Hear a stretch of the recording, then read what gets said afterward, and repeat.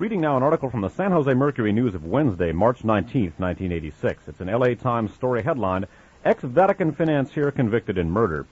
Subheaded, God's Banker is sentenced to life for ordering Milan lawyers slaying. It reads, Dateline Rome, by the way, it reads, Michele Sindona, the former Italian financier who was once known as God's Banker because of his close relations with the Vatican, was convicted Tuesday of ordering the murder of a Milan lawyer and sentenced to life imprisonment.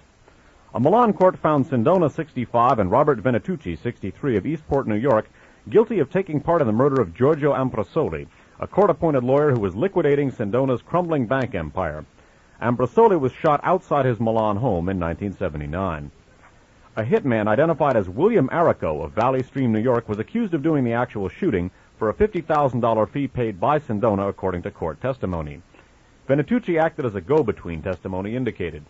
Arrico, a convicted bank robber, died while trying to escape from a federal prison in New York in 1984. By the way, to interrupt, he died after jumping supposedly 9 floors to escape from the prison. Sindona already was serving a 25-year federal sentence in the United States for fraud in the biggest bank failure in American history, that of the Franklin National Bank of New York. He had gained control of Franklin National and diverted its assets in a complex swindle that led to the bank's collapse in 1974. He tried to escape the U.S. sentence by staging a fake kidnapping, allegedly with help from organized crime figures, and even endured a deliberate gunshot wound in the leg to make the phony abduction look real. A federal court in New York sentenced him to 25 years in the bank fraud. Under a new U.S.-Italy extradition treaty, Sindona was returned to Italy in 1984 and tried first for fraud in the collapse of his Italian Banca Privata Italiana, for which he was sentenced to 15 years in jail, and then for planning the Ambrosoli murder. Under the treaty, Sindona may be returned to a U.S. federal prison to serve out the remainder of his sentence in the Franklin National case, if the United States requests it, or begin serving his 2 sentences in Italy. In prosecution testimony at the Milan murder trial, Sindona was said to have been attempting to revive his fortunes in Italian business in the late 1970s, and feared that Ambrosoli, with his liquidator's expertise, would expose his manipulations in the Banca Privata Italiana case. The flamboyant financier once was close to the Vatican's Institute for Religious Works, also known as the Vatican Bank, and became known as God's Banker because of his dealings on the Vatican's behalf. The connection put him in close contact with his successor as God's Banker, Roberto Calvi, of the now-defunct Banco Ambrosiano. And 2 days after that, from an article from the San Jose Mercury for March 21st, 1986, again, rather recent history here, the headline is, Sindona Falls into Coma, Poisoning Suspected. Dateline Voghera, Italy, an AP Wire story. Imprisoned financier Michele Sindona fell into a deep coma Thursday, 2 days after being sentenced to a life term for ordering a murder, a doctor said. An Italian prosecutor and one doctor were quoted as saying poisoning was suspected because Sindona became ill while eating breakfast in Voghera prison, but the hypothesis has not been confirmed. However, Agence France-Presse reported that doctors said examination of his gastric juices, blood, and urine showed the presence of, quote, toxic substances. They did not identify the substance, but unconfirmed reports said it was cyanide-based. Dr. Francesco Nicrosini, director of Voghera Hospital, told the Associated Press the 65-year-old patient already was in a coma when he was brought to the private hospital from the maximum security prison. Dr. Luigi Pagliari, briefing reporters in the evening on the patient's condition, said an electroencephalogram which monitors brain waves was flat, indicating no brainwave activity. A prison chaplain gave Sindona the last rites of the Roman Catholic Church right after he collapsed, the Italian news agency ANSA said. The trial indictment charged Sindona with paying $50,000 to a Long Island, New York man to kill Giorgio Ambrosoli, the account examiner of the financier's collapsed banking group. Sindona was extradited to Italy in September 1984 from the United States, where he was serving a 25-year prison term for fraud in the Franklin National Bank scandal, the biggest American bank failure. Quote, his condition is very serious, Pagliari said, adding that the only improvement was a resumption of kidney function. A late afternoon bulletin had said Sindona's kidneys had failed. Acting State Prosecutor Francesco De Socio, who was investigating Sindona's case, told journalists, quote, we immediately made a hypothesis of poisoning, inasmuch as Sindona felt ill while eating, and the only substance that could provoke such symptoms so rapidly and immediately is potassium cyanide. When reporters later asked Pagliari about the possibility of cyanide poisoning, he replied only, quote, I am not authorized to speak about cyanide. So 2 days after his conviction in the Ambrosoli case, Sindona falls into a coma. Reading now 2 days later, this from the San Francisco Sunday Examiner and Chronicle of Sunday, March 23rd, 1986. A UPI story dateline Voghera, Italy headlined, Cyanide Kills Italian Bank Fraud Figure. Michele Sindona, mastermind of the biggest bank failure in U.S. history and the man who shook the Vatican's financial empire, died yesterday 3 days after swallowing cyanide in his prison cell. Officials said it was still not clear whether Sindona killed himself or was murdered. Military police armed with submachine guns and wearing bulletproof vests were stationed outside the morgue where Sindona's body was held awaiting an autopsy. Sindona, 65, died from cardiac arrest in mid-afternoon, hospital officials said. The medical certificate listed the cause of death as cardiocirculatory arrest consequent to anoxia, total deprivation of oxygen from poisoning, unquote.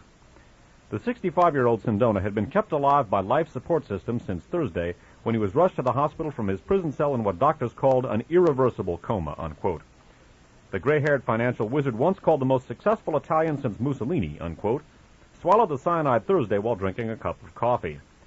The poisoning occurred despite the fact that Sindona was under 24-hour guard at Voghera, a prison for women 35 miles south of Milan. He was the only male inmate. Note this last sentence. His meals were prepared under police supervision and served in sealed containers. So it would appear that perhaps the poison arrived via the pulling of some P2 strings here. Certainly would suggest that. Okay, the last of these series of small articles here is from the Sunday, March 23rd, 1986, San Jose Mercury News. Headline is, Financier at Center of Scandals Takes His Secrets to the Grave, a New York Times story. And skipping down to the middle of the article, which the first part just recaps all the stuff we've already talked about, Italian politicians and journalists were virtually unanimous in believing that Sindona held information that could have proved embarrassing to many influential Italians. Sindona himself had been quoted as saying, "They are afraid that I could reveal some very delicate information that they don't want divulged," unquote. It was still not known if Sindona was murdered or committed suicide. Well, at the very least, again, the prospect of, certainly Sindona was a man who was probably pretty depressed at this point, but he himself had expressed fear, as we have discussed earlier, had expressed fear after his conviction that people would want to kill him. Also, even the smuggling of cyanide into his prison cell so that he could commit suicide would again probably have, considering he was under maximum security and the only male prisoner in a female prison, would in and of itself have suggested some complicity from the outside world. So whether the intent was murder or whether there's some, I think, a very slight off chance that it was suicide, still, this was not something that Sindona kicked up on his own. There was definitely, it was an inside job, I guess is the best way of putting it. Mm-hmm. Okay. Well, we're looking at the situation right now where we have just waved goodbye to Michele Sindona, although he will, of course, crop up again in our other broadcast dealing with some of the earlier parts of this whole thing. As we mentioned, as we gave the dates, this is just March of this last year, just a couple of months ago, that Michele Sindona finally shuffled off the mortal coil. We're going to take a break at this point and allow all of our listeners out there to reflect on the sins of Michele Sindona and the perhaps somewhat deferred and somewhat kinder than deserved end that he found. And then we're going to be back to talk some more about this and about another man who may have been poisoned, but a man who certainly was a far better man than Michele Sindona.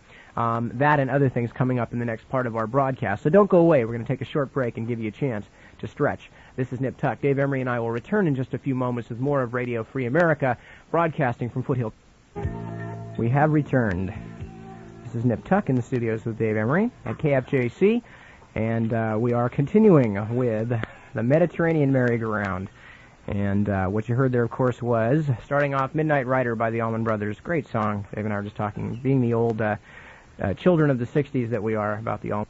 And apparently, money and power were all that Michele Sindona wanted. But again, in the long run, and unfortunately it's not always the rule, but those of you out there, I'm sure that there aren't any One Step Beyond listeners, but just to sort of generally addressed out over the airwaves, those of you who find the the neo-fascist financial manipulator way of life a kind of a romantic-looking thing, you might note how many of these people, and as we continue over the next couple of weeks the incredible amount of these people that wind up dead before their time, usually painfully, usually violently.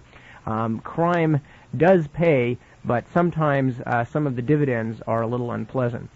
Anyway, we're going to go back now, looking to some of the things that that befall a character rather similar to Michele Sindona, and in fact Michele Sindona's protege, where Sindona was the shark. This man, Roberto Calvi, was the knight. And Roberto Calvi, of course, as we have mentioned before, the director of Banco Ambrosiano, the largest private bank in Italy, a very important cog in the Milan financial wheel. And Milan is the Milan is to Italy what New York is to the United States as far as financial dealings go. And Roberto Calvi was to the Italian financial empire only slightly less than Michele Sindona was, and just as corrupt, as we're going to find out about. Okay.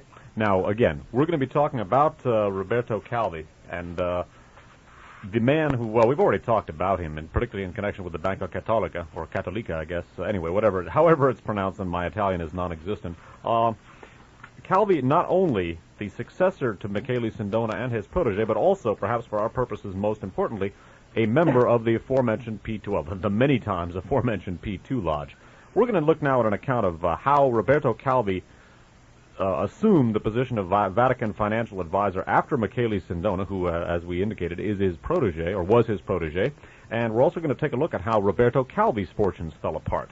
Okay, the information about Calvi's late great financial empire, such as it was, is in a book called In Banks We Trust. It's authored by Penny Lernoux, L-E-R-N-O-U-X, published in hardcover by the Anchor Press Anchor Press Doubleday, copyrighted 1984. And Penny Lernoux writes about Calvi and his financial empire and the collapse of same in Banks We Trust, and she writes as follows. Calvi's rise and fall was inextricably intertwined with the fortunes of Sindona. As the latter tells it, Calvi approached him around 1969 to say that he shared Sindona's right-wing politics and asked for help in building Banco Ambrosiano. By that time, Sindona had designs on Franklin National Bank.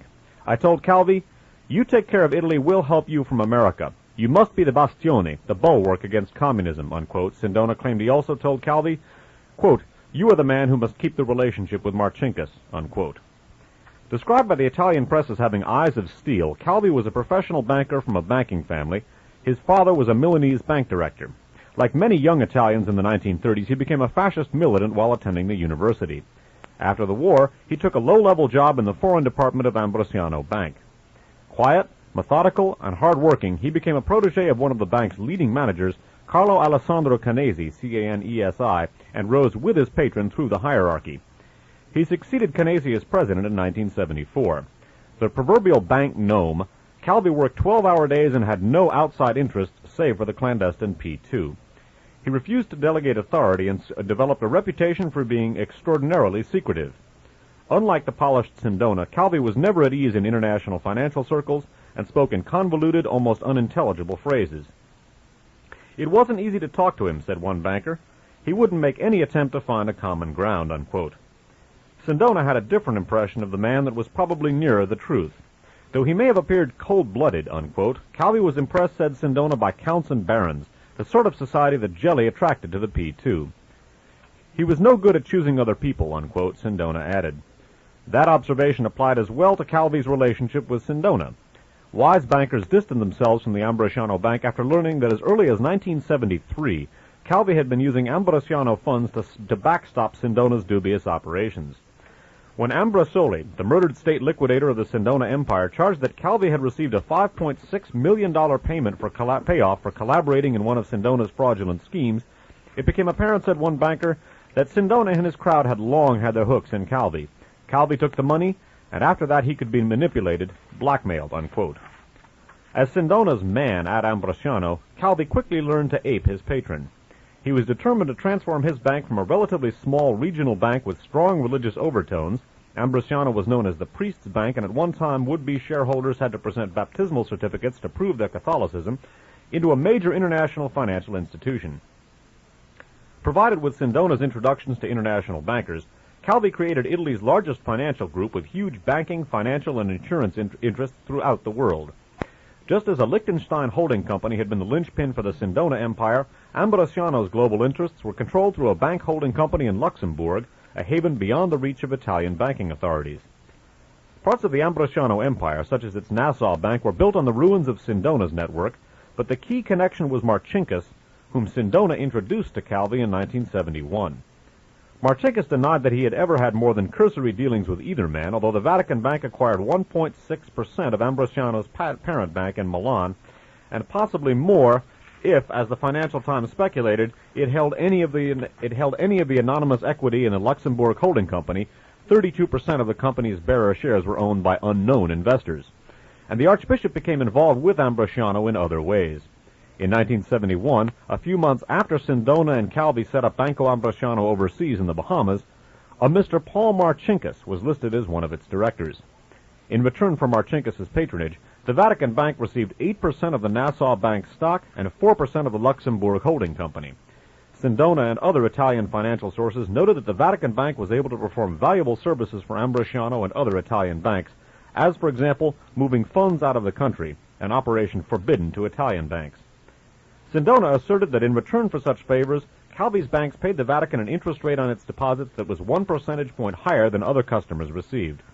Vatican officials denied that the bank helped to export Italian funds. So again, Calvi moves basically into Sindona's vacated position as Vatican financial advisor. Note also, incidentally, that he was a fascist during World War II, as like Licio Gelli and others.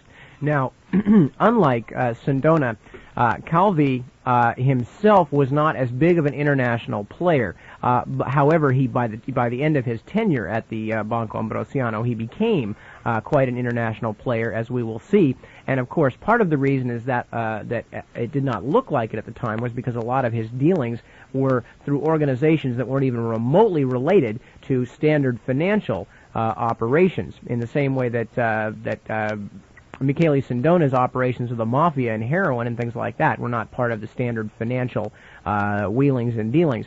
But now, one of the reasons that Calvi is so important, and we're going to be continuing on within Banks We Trust in just a moment here, is not only, of course, his connection to Paul Marcinkus, but that it was the fact that his connections to Marcinkus, when, as we will see, the Banco Ambrosiano fell, it fell almost in conjunction with the toppling of the P2 Masonic Lodge, and all of this occurred right around the time leading up to the assassination attempt on Pope John Paul II. So Sindona's decline and fall had actually occurred in the late 1970s, but what we're seeing Calvi set up for is going to be basically the final crack, the straw that breaks the back of the Vatican's dealings with these international financiers, or at least as far as the case that we're studying goes. And it's Calvi's affiliation with Marcinkus that is going to be a large portion of what gets him into trouble, and what also leads the Italian investigators directly into the halls of the Vatican. So Calvi and his involvement is very, very important. Okay, continuing on with In Banks We Trust by Penny Lernoux. The Italian Central Bank began pressing Calvi to clean up Ambrosiano's financial mess in Latin America when a 1978 audit revealed huge gaps in the bank's overseas accounts. But the secretive and evasive banker, using political influence and bribes, managed to put off the reckoning until May of 1982. Later investigations by the Italian banking authorities showed that some $1.4 billion had been drained through Ambrosiano's Luxembourg holding companies to its branches in Nassau, Managua, and Lima.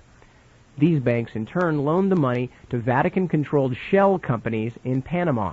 Again, for those of you who are not familiar, a shell company is actually a non-existent or barely existent company, usually a telex, and a bank deposit box somewhere that is used as a fake company to move money in and out of and give the appearance of actual transactions. Okay, so these banks in turn loaned the money to Vatican-controlled shell companies in Panama. Approximately $400 million was used by Calvi to buy shares in the Milanese parent bank in a bid to take personal control of Ambrosiano. Another $400 million consisted of interest on that debt, which Calvi had borrowed on the euro currency market before 1978. Because no interest was paid, it was simply tacked onto the $400 million owed, which meant that by 1981, the original debt had roughly doubled. Apparently, Calvi intended to offset the debt with shares from Ambrosiano. Instead, interest rates rose and the dollar increased in value, thus adding to the Panamanian company's indebtedness, while the Italian lira fell, diminishing the value of the Ambrosiano stock pledged as collateral. A further $400 million went for a host of P2 activities in Latin America, from arms purchases to under-the-table payments to right-wing newspapers. Let me just make that point again. This is a very important thing, and as Dave mentioned, now Roberto Calvi did have a history of being pre-war fascist in Italy. Licio Gelli, of course, in his context, the P2 was an overtly fascist organization. Now, we don't want to lose track in the middle of all these banks and swindles going on, that the fact that a large portion of this money and influence that was being accrued by people like Michele Sindona, Roberto Calvi, the P2, and Licio Gelli were being used for explicitly fascist activities, and that this money that was being channeled with the Vatican Bank's help, okay, which could never have happened without the Vatican Bank, was being channeled into these shell companies in Panama, and a lot of this money was ultimately making its way, as they mentioned, into arms purchases for right-wing governments and right-wing revolutionary movements, and under-the-table payments to right-wing newspapers, which those of you who read Death in Washington will know are a very important part of the political agenda for coups and revolutions and suppression of popular movements in Latin America. Yeah, the distinctions between some of the various functions of P2 are being made here primarily for organizational purposes. We're going to get into P2's Latin American and international dealings at great length in our next broadcast. Going on within banks we trust. Additional euro market borrowings by Calvi in 1981-82 increased the total debt to about $1.4 billion. In the last days before his death, Calvi tried to negotiate the sale of Ambrosiano stock at values well above the market price, apparently the reason for his trip to London. But if there was any deal in the works, Calvi died before it could be completed. The Vatican Bank was involved 4 ways in Calvi's venture. First, Marcinkus was a member of the board of directors of the Nassau subsidiary. Second, the Vatican Bank had borrowed $250 million from Ambrosiano's Lima subsidiary, Banco Ambrosiano Andino. Third, in September 1981, the Vatican Bank gave Calvi letters of patronage, comfort letters in bank parlance, for the Panamanian company's debt.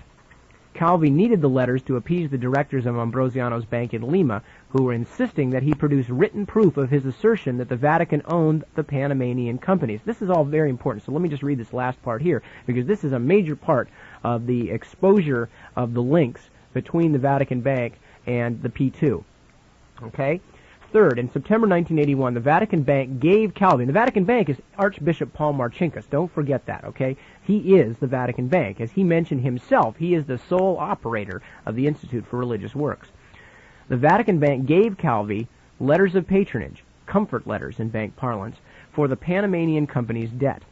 Calvi needed the letters to appease the directors of Ambrosiano's bank in Lima, who were insisting that he produce written proof of his assertion that the Vatican owned the Panamanian companies. Again, remember, these are dummy companies. They don't exist. The Vatican Bank obliged with letters stating that it directly or indirectly controlled the companies that had received the loans, and that the bank was fully aware of their borrowing activities. Again, dummy companies. Giorgio Nassano, chairman of the Lima Bank, said the letters were accompanied by signed loan account statements acknowledging interest details and repayment dates on the loans themselves. Such letters of patronage have been widely used in the international banking community as a guarantee securing the borrower's obligation to repay. No bank had ever failed to honor repayments covered by such letters until the Vatican announced in 1982 that it had no obligation to pay the Panamanian company's debt, because at the time he received the letters of patronage, Calvi had given Marcinkus a secret letter releasing the Vatican Bank from any financial responsibility for the loans. Naturally, none of the directors of the Lima Bank saw the secret letters, which came to light only after Calvi's death, when Italian banking authorities were pounding on Marcinkus's door. Parenthetically, I would have to wonder, as somebody who's been following this stuff for years, whether these letters in fact even existed until after Calvi's death. And maybe it was the getting of these letters that were part of the unfortunate decline, rapid decline of Roberto Calvi. To Italian officials, the affair smacked of fraud. Quote, "The Vatican must have known that the 2 sets of letters could not be genuine at the same time," argued a senior financial official. There is also a question of timing. According to the Financial Times, Some of the Ambrosiano loans were made to the Panamanian companies only after receipt of the comfort letters from the Vatican. But Vatican officials claimed that the Ambrosiano loans involved, quote, prior financial dealings with which the Vatican Bank is not connected, unquote. On the other hand, quote, Calvi had been saying for years that he was working for the Vatican, said an Ambrosiano source. We still don't know that he was lying, unquote. One result of the argument over who was responsible is that bankers have ceased to use letters of patronage. The fourth Vatican tie was the most damaging because it proved conclusively that the bank had owned the Panamanian companies that were used by Calvi to buy Ambrosiano stock and to finance the P2. After the Calvi scandal broke, Pope John Paul appointed a Blue Ribbon Investigative Commission. Now this is John Paul II. Pope John Paul appointed a Blue Ribbon Investigative Commission composed of Joseph Brennan, an American Catholic and former chairman of the Emigrant Savings Bank in New York, Felipe de Vec, a former president of Switzerland's Union Bank, and Carlo Cerruti, a high-ranking Italian civil servant with strong ties to the Vatican. We're going to take a look, as we did last week, at a German named Hermann Abs. Who he is and what his connection with this is, we'll talk about in a little later. And Felipe de Vec, we're going to talk about at a later point also. Among their anyway, so these three people, Joseph Brennan, Carlo Cerruti, and Felipe de Vec, become the oversight, the investigative commission, appointed by John Paul II. Among their findings was the fact that the Vatican Bank owned 10 of the Panamanian shell companies. According to the Commission's report, the Vatican Bank had been, quote, exploited by Calvi, who had made the bank the owner of the companies without its knowledge. But the report also acknowledged that Marcinkus had learned of Calvi's manipulations in July 1981, and yet 2 months later he had given the banker the Vatican's letters of patronage. In fact, Marcinkus may have known of, and been a party to, such manipulations long before that. The Sunday Times of London turned up a document dated November 1974 and signed by Vatican Bank officials instructing a Swiss bank to arrange the formation of a Panamanian company called United Trading Corporation. Some $226 million of the missing $1.4 billion owed by Calvi passed through Ambrosiano's Latin American subsidiaries to United Trading. And since United Trading was one of the companies named in the letters of patronage issued by the Vatican Bank, the Sunday Times, and that's the Sunday Times of London, believed it, quote, could have been used to help the Vatican's financial problems, unquote. The newspaper also reported that the Vatican Bank used another Panamanian shell company, Laramie, in a secret transaction with Ambrosiano. The same paper said it had evidence that the Vatican Bank put an inflated price of $20 million on shares it owned in a Rome construction company that it sold to Ambrosiano through Laramie. But the Vatican Bank, quote, never delivered the shares and kept both the $20 million and the shares, unquote. Again, it's hard to realize, again, this is a parenthetical insert, it's hard to realize we're talking about the Vatican Bank. We're talking about the world's largest religious organization, who not only are they making, shell loans to shell companies and stuff, but then they're actually ripping people off, according to the Sunday Times, for the money and the shares and things like this. Denials by the Vatican Bank that it received money from Banco Ambrosiano or Calvi, quote, must be suspect, the newspaper concluded. Calvi's wife, Clara, agreed. She said that during his trial for illegal currency dealings, her husband had summoned her and their daughter Anna to visit him in prison. Clara recalled that, quote, he gave us some papers on which he had written, this trial is about IOR, that's of course the Vatican Bank. He told us that we should go to Marcinkus and Manini, Luigi Manini, we talked about him earlier, the bank's managing director, and ask them for the secrecy to be removed so it would be known that he had not done it. As the two women left the prison, there was an astonishing incident. They were climbing into a waiting car when Manini's son Alex, who was an official at the Banco Ambrosiano, jumped in as well. Quote, when he saw the papers in my daughter's hand, he tried to grab them, said Clara, but I sat on them and wouldn't let go. Clara claimed that Alex Manini said, quote, you must not mention this name even in confession, unquote. But if some people were worried by what Calvi might reveal, Marcinkus himself showed little apparent concern. Calvi's son, Carlo, repeatedly telephoned Marcinkus at the Vatican in an attempt to enlist his support. Eventually, the Archbishop responded, quote, tell your father don't bring up our problems with the bank, because they are his problems, unquote. Despite evidence to the contrary, the Vatican's report concluded that the Vatican Bank had no obligation for the $1.4 billion debt incurred by the companies. The problem with the investigative commission's report, said the Wall Street Journal. By the way, again, that investigative commission made up, among others, of Felipe de Vec and later on Herman Obbs. The problem with the investigative commission's report, said the Wall Street Journal, was that it raised more questions than it answered. One that any banker would have asked is why Marcinkus agreed to go on playing Calvi's game by issuing the letters of patronage, particularly after Calvi had been convicted of illegally exporting $26.4 million. Another is why Marcinkus did not inquire into the business of the Panamanian companies once he had learned that the Vatican Bank owned them. Or, as suggested by the Sunday Times, perhaps he did know. Yet another is why the Archbishop told the Italian press in October 1982, more than a year after learning that the Vatican Bank owned the Panamanian companies, that he had no knowledge of and, quote, nothing to do with their operations. As noted by Peter Hebblethwaite, a prominent writer on Vatican affairs, Marcinkus seemed to be afflicted with, quote, extraordinary blindness, unquote. So again, note I wouldn't say almost, I would say a numbing pattern of malfeasance and obvious collusion with the Vatican Bank, with all sorts of elements, not just in sort of ad hoc criminal schemes of its own, but with the Mafia and a lot of other interests. And obviously, said Roberto Calvi had learned his business as Vatican financial advisor very, very well, and obviously Vatican Incorporated, proceeded apace and scarcely missed a beat here, despite the fact that the Il Crack Sindona and the Franklin National failure had deposited one financial advisor on the other side of the law, officially, and eventually, of course, on the other side of the grave. But notice business as usual with Vatican Incorporated, and a fairly rotten business that was.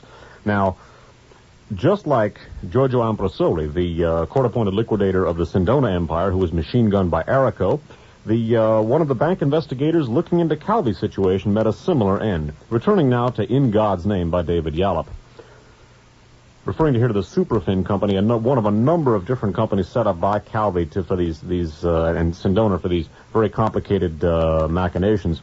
Despite the fraudulent letter from Marcinkus and his Vatican Bank colleagues concerning the ownership of Superfin, despite the lies and evasions of Roberto Calvi, despite the help of his protector Licio Gelli, the central bank inspectors concluded a very lengthy report that a great deal was rotten in the state of Calvi's empire. From South America and using his own special code name, Gelli telephoned Calvi at his private residence. For Calvi, wallowing ever deeper in a mire of Mafia Vatican P2 dealings, the news was bad. Within days of Inspector Giulio Padalino handing in his report to Mario Sarcinelli, head of vigilance of the Bank of Italy, a copy of the full report was in Gelli's hands in Buenos Aires, courtesy of the P2 network. Gelli advised Calvi that the report was about to be sent from the Bank of Italy to the Milan magistrates, and specifically to a man Gelli feared would receive it, Judge Emilio Alessandrini, Alessandrini. Again, Calvi was teetering on the edge of exposure and total ruin. Emilio Alessandrini could not be bought. Highly talented and courageous, he represented for Calvi, Marcinkus, Gelli, and also Sindona a very serious threat. If he pursued this investigation with his customary vigor, then Calvi was certainly finished. Marcinkus would be exposed, Gelli would have lost the crucial assets that the continuing thefts from Ambrosiano brought him, and Sindona would be confronted with the most powerful argument yet for his immediate extradition from the United States. By early January of 1979, the financial circles of Milan were yet again buzzing with rumors about the knight, Roberto Calvi. Judge Emilio Alessandrini, having carefully studied a summary of the 500-page report compiled by the Bank of Italy, ordered Lieutenant Colonel Cresta, the commander of the Milan tax police, to send his men into the priest's bank, unquote. His men were to check point by point the many criminal irregularities that were detailed in the report. No one outside official circles had access to the report, no one, that is, except Calvi and Gelli. On January 21st, L'Espresso commented on the rumors that were flying around the city, including the rumor that Calvi and his entire board of directors were about to be arrested, and that Calvi's passport would be withdrawn. Something had to be done quickly before the general public created a run on Banco Ambrosiano. On the morning of January 29th, Alessandrini kissed his wife goodbye, then drove his young son to school. Having dropped off the boy, he began to drive to his office. A few seconds before 8:30 a.m., he stopped for a red light on Via Muratori.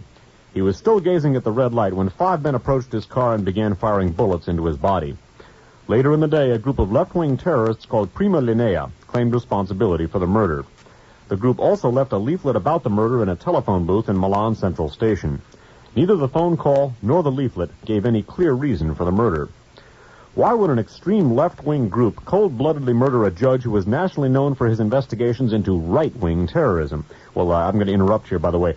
Just why that might happen, we're going to explain in our next broadcast, because as we're going to see with regard to Italy in general and P2 in particular, as we've seen with Turple and Wilson and a lot of other things, and by the way, some of those names are going to be coming back in, too, as we go around on the merry-go-round. The distinction between right and left-wing terrorism is blurred at best in Italy. Continuing now, or actually repeating that last sentence. Why would an extreme left-wing group cold-bloodedly murder a judge who was nationally known for his investigations into right-wing terrorism? Emilio Alessandrini was one of the leading investigators into the Piazza Fontana bombing, a right-wing atrocity. Why would Prima Linea murder a man who was clearly attempting, through legal and proper channels, what the terrorists would in theory most applaud, to bring right-wing criminal elements to task for their acts? Well, again, as to why the Prima Linea might have done that, we're going to look at in the next broadcast. Suffice it to say that the Piazza Fontana massacre that Alessandrini was investigating was P2 linked, as we're going to look at next week.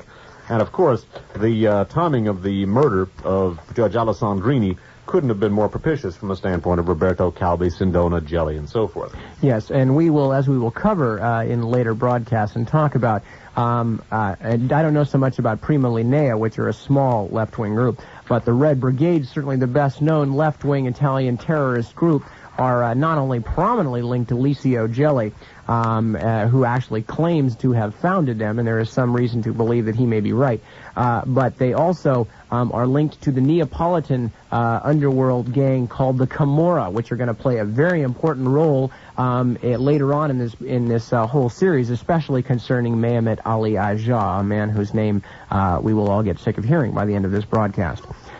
All right, skipping along and reading from a book called St. Peter's Banker by Luigi Defonzo, and his last name is spelled capital D-I, capital F-O-N-Z-O, and this book was published by Franklin Watts and copyrighted 1983. And this is just a little timeline that he's putting together on the whole thing. On July 21st, 1981, Roberto Calvi was convicted of illegally exporting currency out of Italy. He was fined $13.7 million and sentenced to 4 years. On July 9th, 1981, like Sindona, Calvi attempted suicide but survived. Later, the Bank of Italy uncovered $1.4 billion in loans made by Banco Ambrosiano and authorized by Archbishop Paul Marcinkus, president of the Vatican Bank, Banco Ambrosiano's fourth largest stockholder, to a group of Panamanian companies believed to be controlled by Licio Gelli, Michele Sindona, Roberto Calvi, and the Vatican. Okay, again, bear in mind, just cutting into Defonzo's narrative here, again, bear in mind, we talked about those are shell companies, they're dummy companies, they're companies that are being used to channel money, among other things, directly, some of it directly back into the pockets of the people concerned, but also to direct money into right-wing political activities in Latin America. Unable to block the inquiry, Calvi disappeared on June 10th, 1982. 5 days later, his secretary jumped to her death from a fourth-floor window of Banco Ambrosiano's Milan headquarters. That phrase probably should have been allegedly jumped to her death. Yes, allegedly jumped. She certainly went to her death from a fourth-floor window of Banco Ambrosiano's Milan headquarters.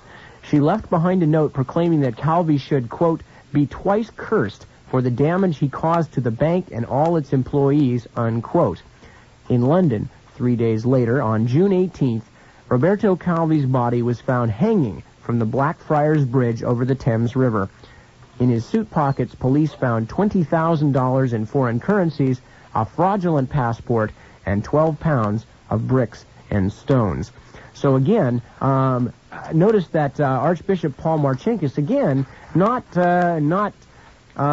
without some merit, referring back to the 1929 Lateran Treaty, Archbishop Paul Marcinkus, who is apparently, according to all sources, including the Sunday Times, is in this up to his shell-like ears is sitting pretty still in the Vatican Bank, denying everything. The Vatican, John Paul II in particular, has brought in an investigative commission made up of people like Felipe de Vec, who we're going to talk about, with pretty doubtful political background, Vatican loyalists, and later on Hermann Abs, the Nazis' biggest banker.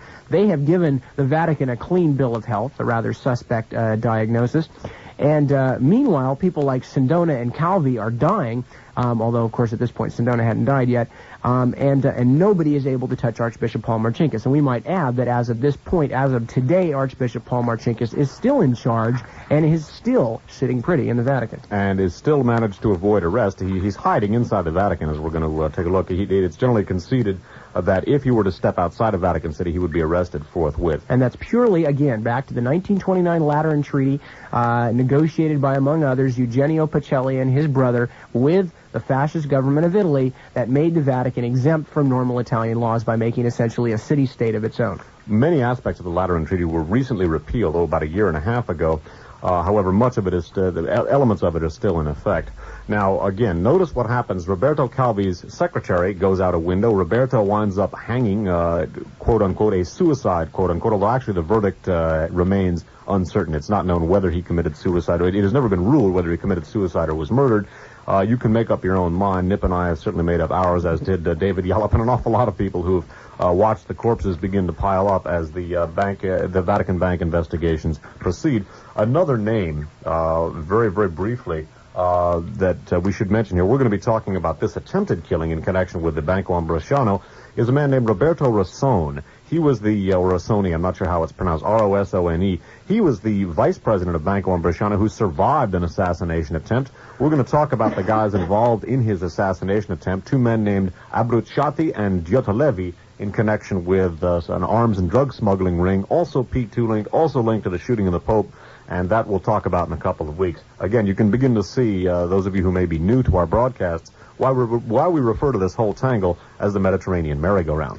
Before Dave reads the next article, I was going to mention that one group of people who are perhaps the most convinced that Roberto Calvi's death was not a suicide but a murder are his family, and they have been among the people who have provided the best evidence to investigators to suggest that it was not. But in fact, I think, if I remember correctly, within the last year, they got the case temporarily opened again, and then it was quickly quashed and put back on the burner again. I think the official verdict was that it could not be determined whether he'd committed suicide. They did a fluid autopsy, and then basically they said, well, we don't know. So, again, apparently the verdict is as up in the air as Calvi was when he was hanging from Blackfriars Bridge. At any rate, we're now going to take a look at the possible, and we feel certain murder of, in our opinion, and evaluating David Yallop's evidence, of Pope John Paul I, the former Albino Luciani, because this pope was going to attempt to do what Judges Alessandrini and Ambrosoli were going to do, what the murdered police chiefs Varisco and Giuliano were attempting to do, which is to bring the whole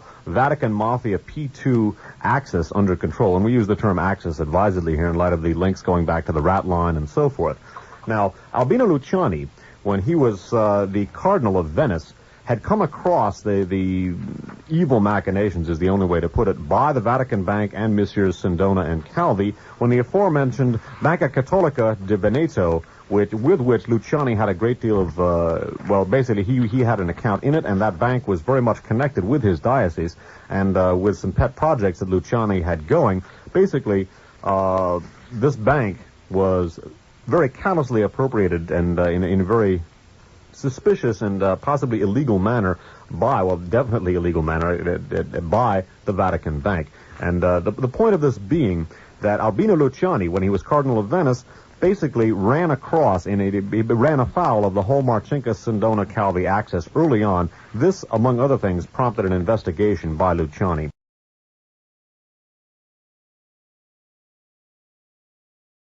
Is brought to the private hospital from the maximum security prison. Dr. Luigi Pagliari, briefing reporters in the evening on the patient's condition, said an electroencephalogram, which monitors brain waves, was flat, indicating no brainwave activity.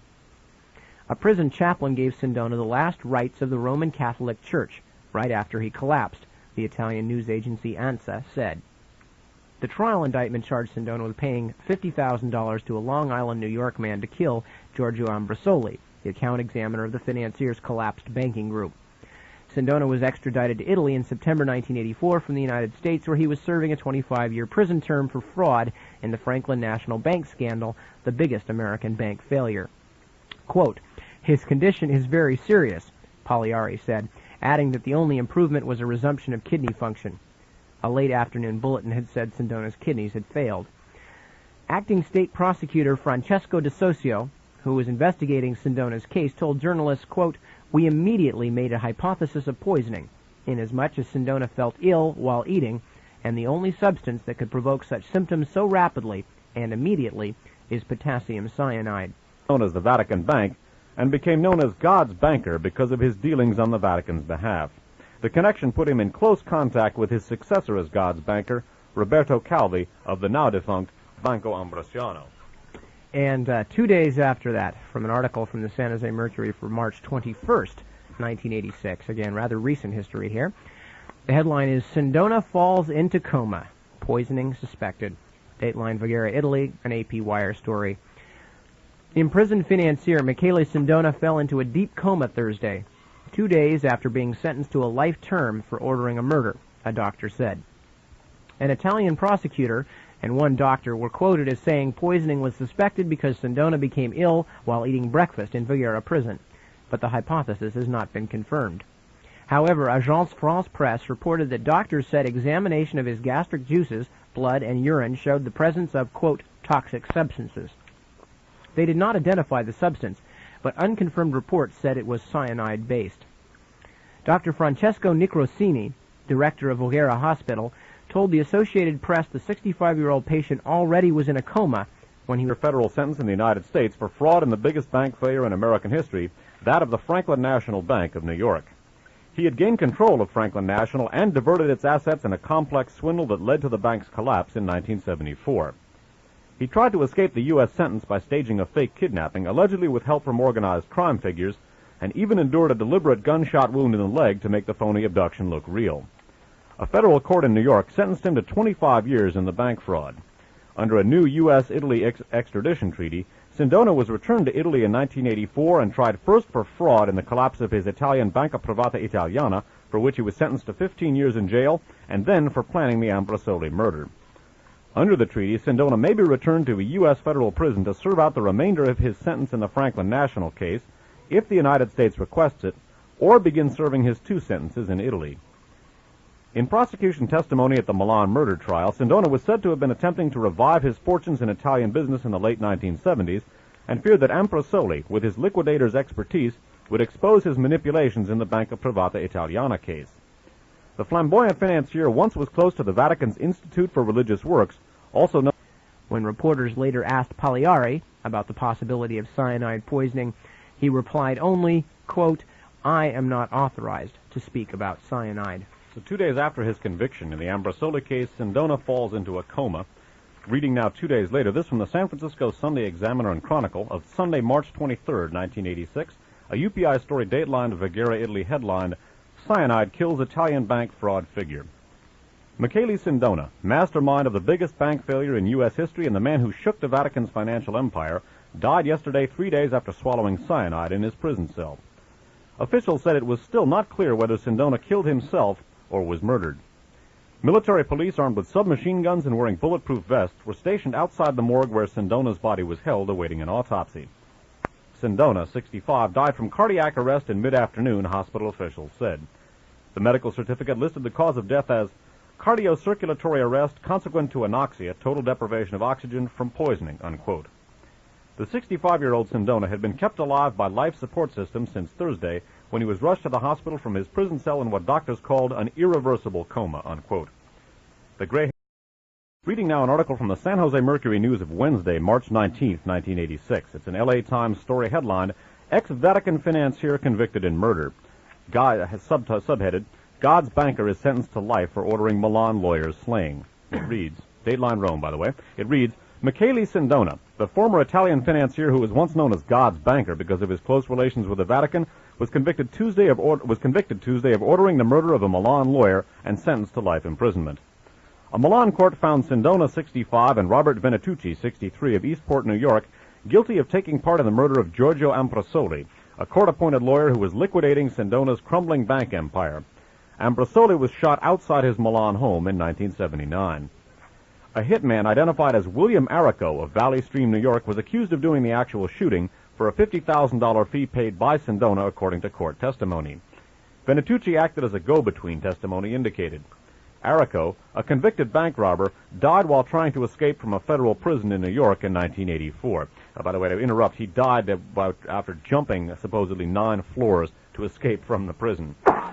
Sindona already was serving a 25-year